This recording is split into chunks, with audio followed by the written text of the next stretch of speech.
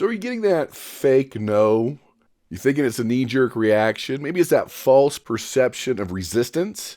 Maybe your prospect's lying to you. Maybe they don't even know why they're saying no. It's just a feeling, a subconscious trigger. You're doing something wrong. Maybe you're causing that wrong objection. Because it's critical that you're solving the right objection. Because when you solve the wrong objection, they resist, they run, they don't call you back. Hey, let's solve it. Let's do it. Maximize your influence. Kurt Mortensen is the author of Persuasion IQ, Laws of Charisma, and the best-selling book, Maximum Influence. Welcome back to Maximize Your Influence. Kurt Mortensen here. This is podcast 549. Good to have you here. Good to have you back as we get into that fake no, that knee-jerk reaction, what you're doing to cause that resistance. Hope you're having a great week, achieving your goals, making things happen. Let's get into it. Let's make a difference. Let's learn the skills you should have learned in school. Let me know what you think at Kurt, K-U-R-T, at MaximizeYourInfluence.com. That's where you go to take your Persuasion IQ assessment. Or, of course, contact us, find the archives, and, of course, advanced training programs. Glad to have you here. Appreciate your emails. We'll be doing some email today. But let's start off with the blunder, or better yet, the blinja. Don't! Now, a blinja, we're not quite sure, or at least I'm not quite sure if it's a blunder or a persuasion ninja. So I'm with my wife. We're getting dressed up, going to go to a wedding reception of a family friend. It was relatively close to the house. And we started driving. We looked at the address. We're like, wait a minute, that can't be right. That's the funeral home. That's where you go when people have passed away. And sure enough, that's where it was. The wedding reception was at the funeral home. Talk about an interesting, strange subconscious trigger to go into a place that's usually full of bodies, but it was a wedding reception. So you go from a sad occasion to a joyous occasion in the very same place. Now, hey, I'll give them credit. They did put a sign where it said mortuary, a funeral home, and it said event center. And they covered up the things that they needed to cover up. I'll give them that, but it was still a place where you go to funerals. Now, the blunder part is the subconscious triggers. It's a funeral home. People have been to funerals there, and it's just not the happiest place. The triggers are there.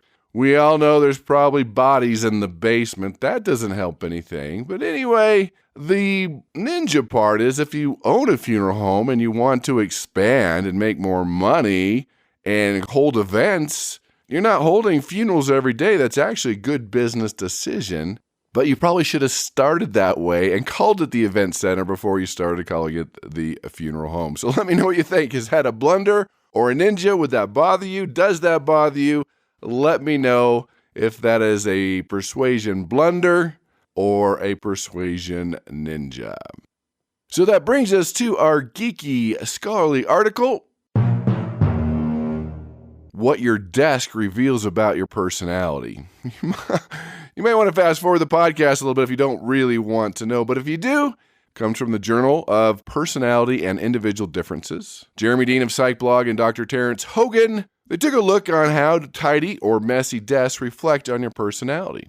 A tidy desk, or we'll say clean office, makes people think you have stable emotions, an agreeable personality, a conscientious nature. That's what the research finds. They found that a cluttered desk, a messy desk, is like you being neurotic, disagreeable, and disorganized. I'm not saying it's fair. I'm not saying it's true. I'm talking about that perception. We've talked about those triggers, that perception, that feeling.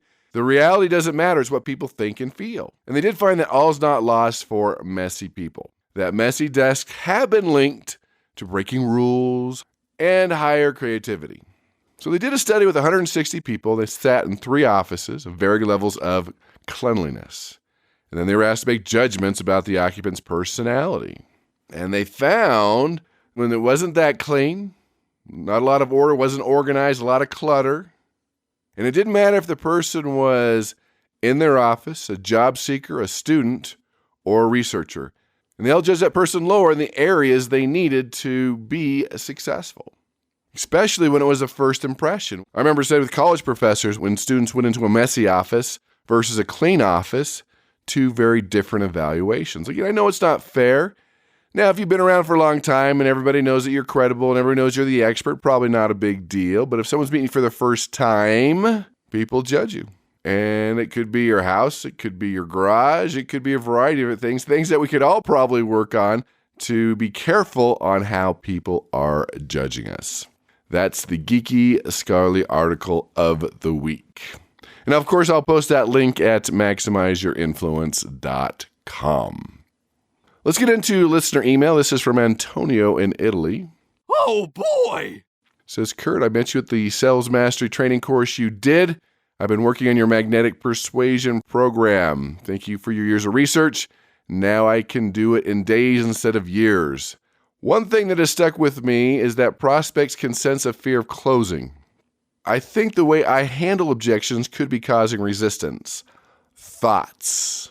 Well, Antonio, that's a great question. Just like dogs can feel fear or horses can feel fear, prospects can feel fear, and that can trigger a lot of uneasiness and trigger objections that shouldn't be there. I remember growing up in California, loved to play sports, throw the ball around. We had a pretty big backyard, but we had neighbors to each side.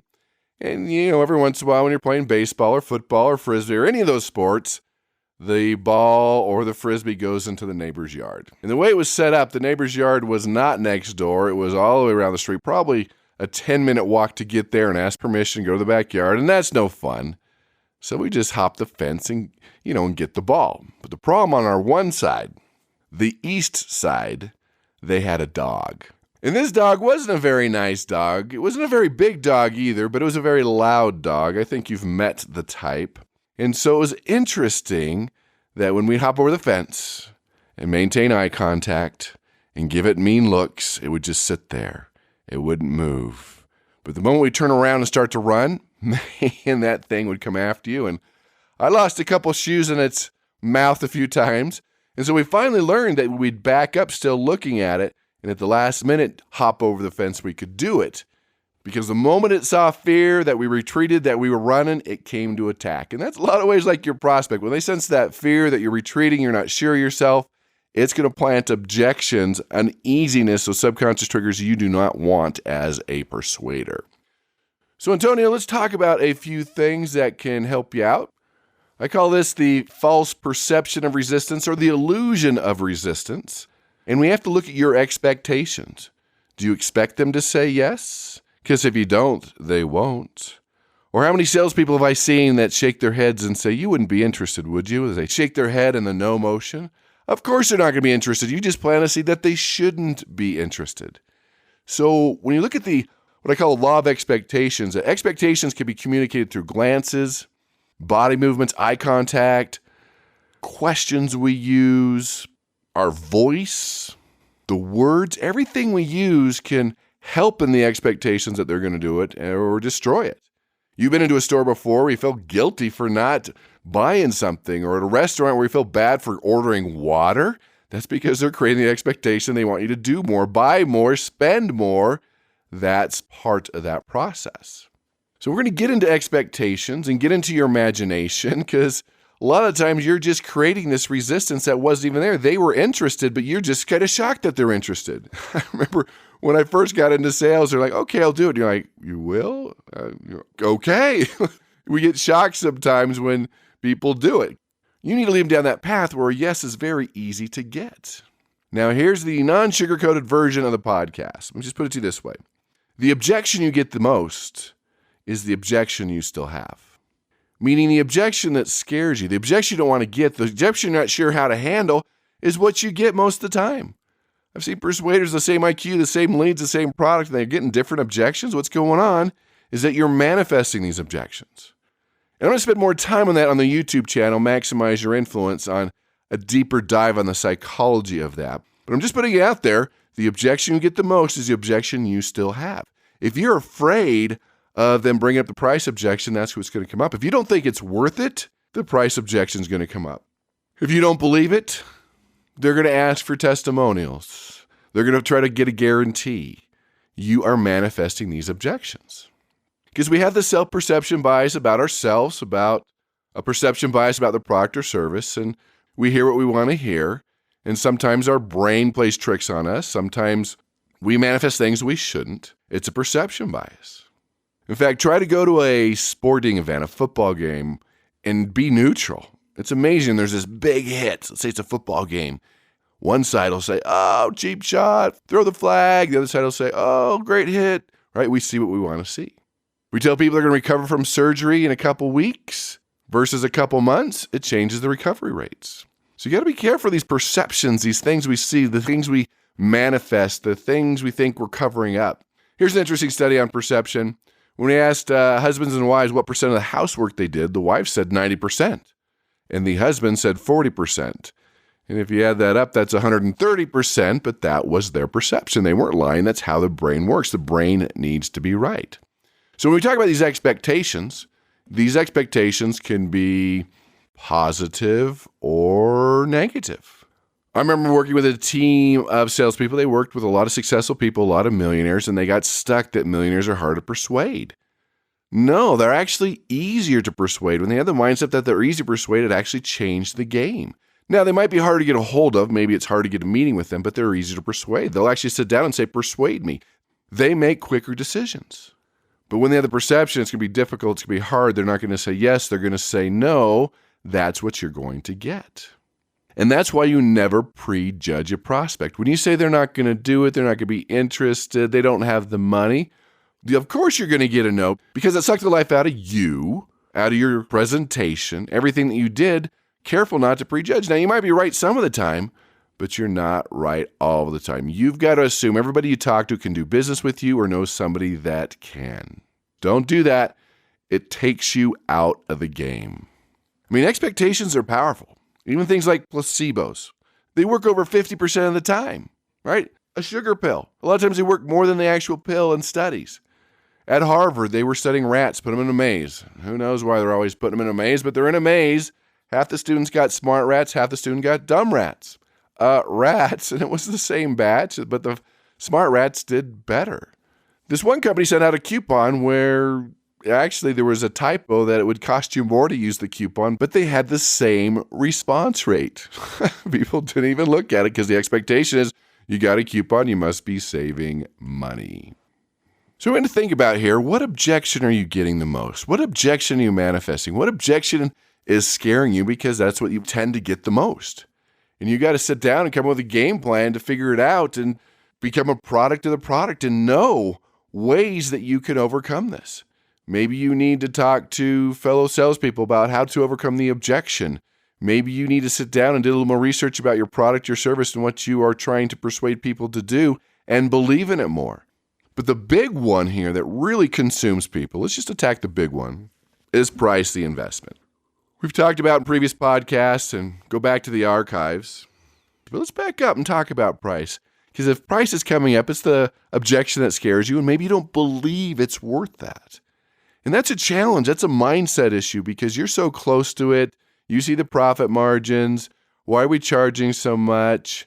But the reality is in business, you have to charge more than the actual cost of the product. You've got marketing. You've got payroll. You've got expenses, you've got profit, you've got insurance. So you can't look at the price to create a product or a service. You've got to look at the big picture. Especially, this is a big one for entrepreneurs that are selling their services. They tend to charge way too little because they devalue themselves. And so they don't charge enough. That's one of the big things I learned from Dan Kennedy is he said, just sit down as an entrepreneur, decide what you're going to charge, take a deep breath, and add a zero to it. Because you're not charging enough. You got to put value into it. You're solving someone's problem. You got to take a look at it. Because if you don't solve their challenge, it's going to cost them a lot more money than what you're charging them. And if you're working for a larger company, look at the price, the service, what other people are charging, the differences in the product or service. You've got to decide in your heart of hearts that this is valuable, this is worth it. And one thing that can help you too is spend some time looking at success stories, finding people that have used it. They loved it. It was worth every penny, and that changes your mindset. So I'm just putting it out there. A lot of times you're getting the fake no. You are planting that perception resistance. You are causing that resistance with your demeanor, especially a big complaint is when you get into your close, your call to action, Your demeanor changes. What does that mean? It means you were nice, people person, friendly, fun all the way through, and then, time for the close, time to ask for the money. You get all nervous inside, and you manifest this nervousness, this awkwardness. Makes everybody nervous in the room. It plants resistance, and it creates an environment where it's easier for people to say no. Remember, when you're on the phone or face-to-face, you're persuading the whole time. There should be no demeanor change.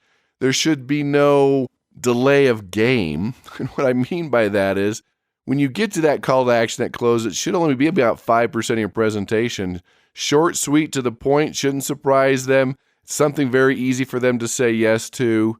Because a lot of people get to that point when they get nervous, they just delay and they ask more questions and they beat around the bush. Just like when guys ask girls out, they're all nervous inside and they talk about sports and weather and school and dumb things. And eventually the girls never want to go out with them because they just beat around the bush too much. They didn't get to the point and it annoyed the person. And so you are annoying your prospect. So how do you know if this is happening, right? You've got to read it in their body language. You've got to listen to their voice. You've got to work on your emotional intelligence. Because usually in the sales process, the persuasion process, people are talking 3 times too much. And so you got to know when it's time to shut up. I mean, when they're leaning forward and their eyes start to sparkle and their head's nodding up and down, their voice sounds interested, and they say, wow, how do we get started? And what's the next step? Or I could see how this would work. Okay, time to shut up and move on. They're interested, right? You got to be able to read that. Now, if you're causing this resistance, you've got to look for other things. This is what you're looking for. When they're giving you very short answers, and when they do that, they look down, or maybe their eyes are cold or just drifting around, looking at their watch, their cell phone, you've lost them. You could tell that they're indifferent, and when they're indifferent, their facial muscles hang a little bit. They look older because they pretty much have checked out. Maybe their arms are folded, their hands could be clenched, their voice will be very flat. You might see a puckering or their lips really tight. Could be things you could look for. Maybe they're backing away from you. Or a big indicator too, if you are standing up, their shoulders are no longer squared up with you. They're angled away from you. Or even their shoes are no longer pointed towards you. They're angled away from you. You've lost them. You've caused some resistance. They're no longer interested. You've got to either say, have a good day and move on, or ask one final question to see if there's any way to salvage this person because you've lost them. You've planted a seed. You caused the resistance. That's what I call the fake no. Now, of course, I'm not here to sugarcoat it. I don't think that's what you want, but think about this week. Are you creating that fake no? Are you creating that resistance? Are you creating an illusion? Are you creating the perception of resistance? Are you prejudging them? Are you not getting to the point when you get to your close? As your demeanor changes, any of those is going to plant no and create an environment where your prospect is going to run. They're going to feel uncomfortable. They might not be sure why they feel uncomfortable, but that's that subconscious trigger where they feel uncomfortable. Something's not quite right.